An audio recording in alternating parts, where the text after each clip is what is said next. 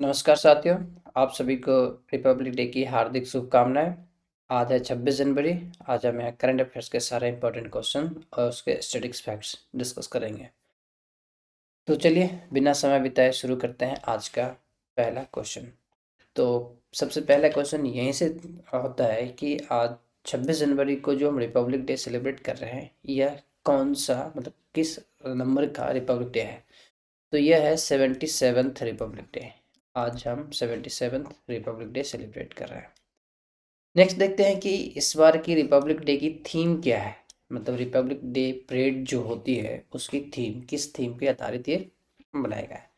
तो ये जो थीम जो लाल किले पे सॉरी इंडिया गेट यानी कर्तव्य पथ पे परेड दिखाया जाता है, इस बार रिपब्लिक डे परेड की थीम है 150 साल ऑफ मातरम। वंदे मातरम जो हमारा राष्ट्र गीत है उसका 150 साल हो गया है। तो उसको याद करके ही उसी के लिए उसी के बेस पे ये वंदे मातरम थीम बनाया गया है। नेक्स्ट है कि अब चीफ गेस्ट भी होते हैं हर साल के रिपब्लिक डे परेड में। तो इस साल के रिपब्लिक डे परेड में चीफ गेस्ट कौन है? तो इस साल के रिपब्लिक डे परेड में दो चीफ गेस्ट हैं। आप दोनों की तस्वीर देख सकते हैं।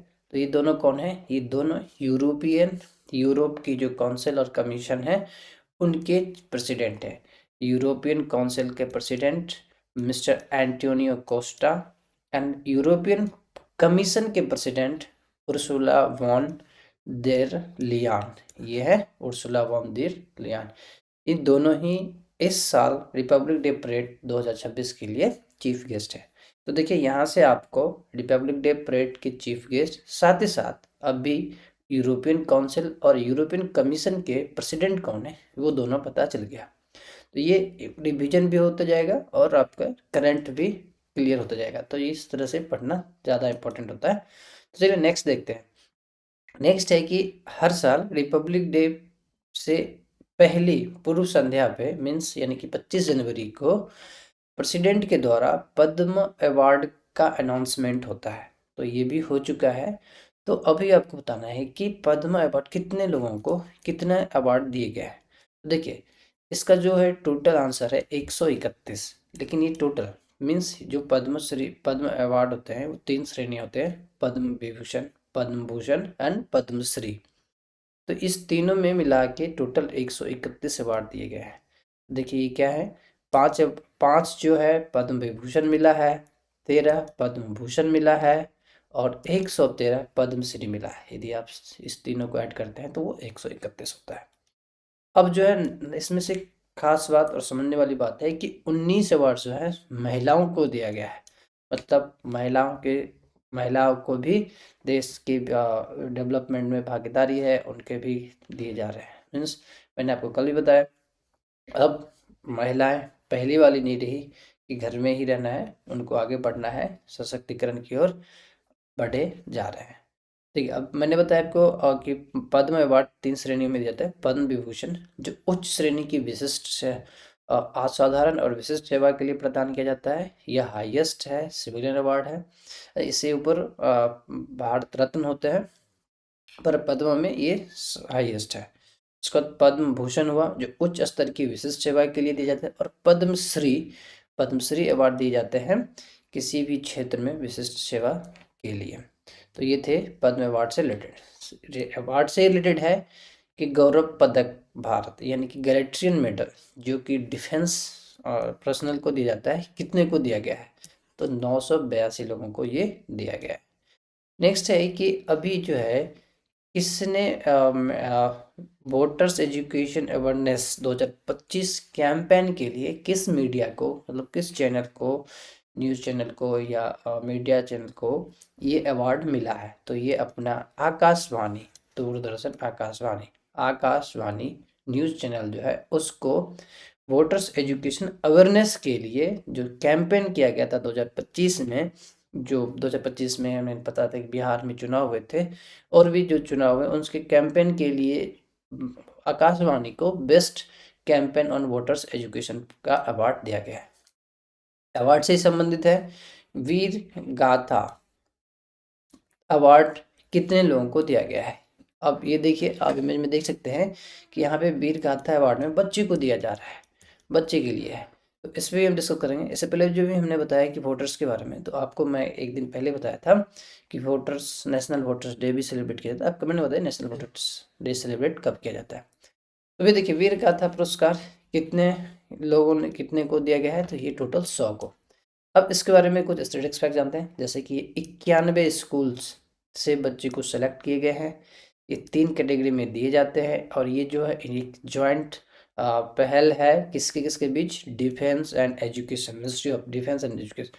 आप इमेज को यदि गौर से देखेंगे तो आप यहाँ देख सकते हैं कि ये डिफेंस यानी कि एयरफोर्स के जो चीफ हैं, मार्शल हैं, उनकी तस्वीरें हैं कि वो भी इसमें शामिल थे। तो डिफेंस एंड एजुकेशन का जॉइंट इनिशिएटिव है वीर गाथा, ये 5वां इनिशिएटिव है। इसका उद्देश्य है साहस के लिए वीरता पुरस्कार विजेता को, जो उनके वीर का अच्छे जीवन यात्रा के पोषण के लिए देशभक्ति की सेवना हो, बच्चों को दिया जाता है। ये बच्चों को दी जाने वाली है, टोटल 100 बच्चों को दिए गए।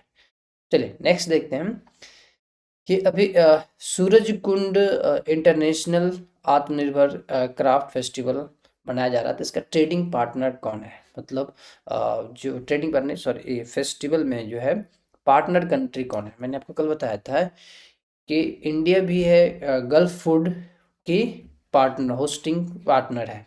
तो यहाँ जो है सूरज कुंड इंटरनेशनल आत्मनिर्भर क्राफ्ट फेस्टिवल हर साल मनाया जाता है फरीदाबाद में, हरियाणा के फरीदाबाद में मनाया जाता है। तो इस बार जो है वहाँ की जो अपना पार्टनर कंट्री है वो है इजिप्ट। ये कब से कब मनाया जाएगा, कहाँ मनाया जाएगा, तो ये सूरज कुंड फरीदाबाद में मनाया जाता है। नेक्स्ट नेक्स्ट है कि अभी जो है यूपी गौरव सम्मान दिया गया है। तो ये वो यूपी गौरव सम्मान जो है किन्हें दिया गया है, तो देखिए आपके सामने न्यूज आ चुका है कि शुभांशु शुक्ला।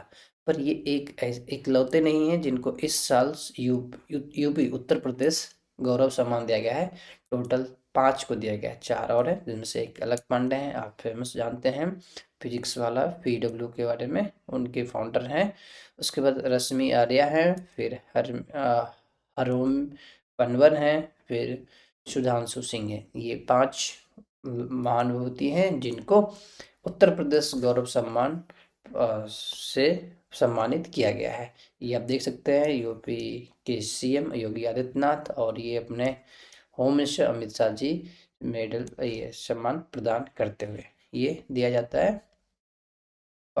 नेक्स्ट है कि अभी जो है भारत पर्व, अभी आज जो 26 जनवरी है, 26 जनवरी पे जो कार्यक्रम होता है वो कर्तव्य पथ पे होता है, झांकियाँ दिखाई जाती है, परेड दिखाया जाता है।